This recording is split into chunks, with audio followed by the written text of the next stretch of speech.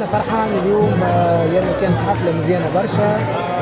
كانت فاريي مغاربية بين التونسي والمغربي، بين المألوف والصنعة المغربية.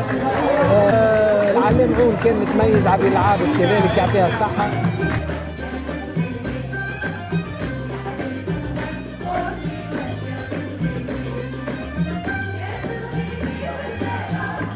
كما تقولوا انتم بالتونسي، انا فرحانه نكون اليوم في سهره ديال باغي اللي هي سهره مغاربيه وخاصه مغربيه وتونسيه.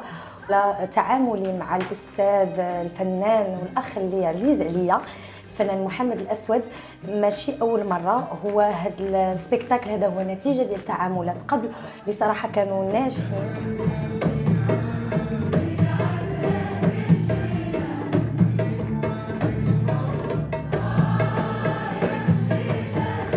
تقريبا مولات عادة يعني كل رمضان نعملوا سهرة رمضانية، سهرة في الجو متاع المألوف التونسي وأغانينا التونسية.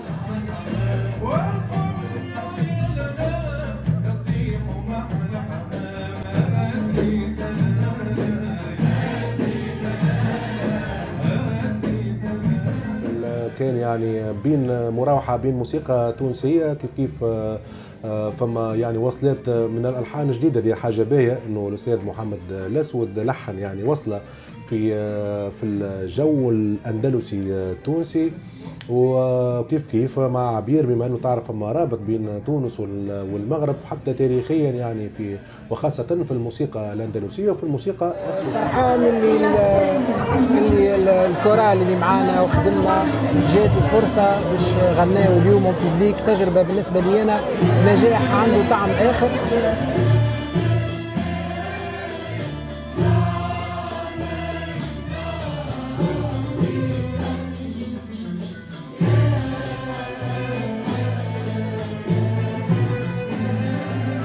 صراحة منفتحة على المغرب الكبير ككل وكذلك العالم العربي.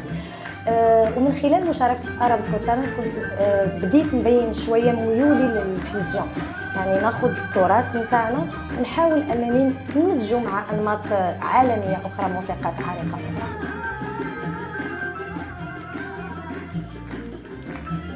نجحنا، نقول نجم نقول نجحنا. يعطيكم الصحة، إن شاء الله في سهرات. شكرا.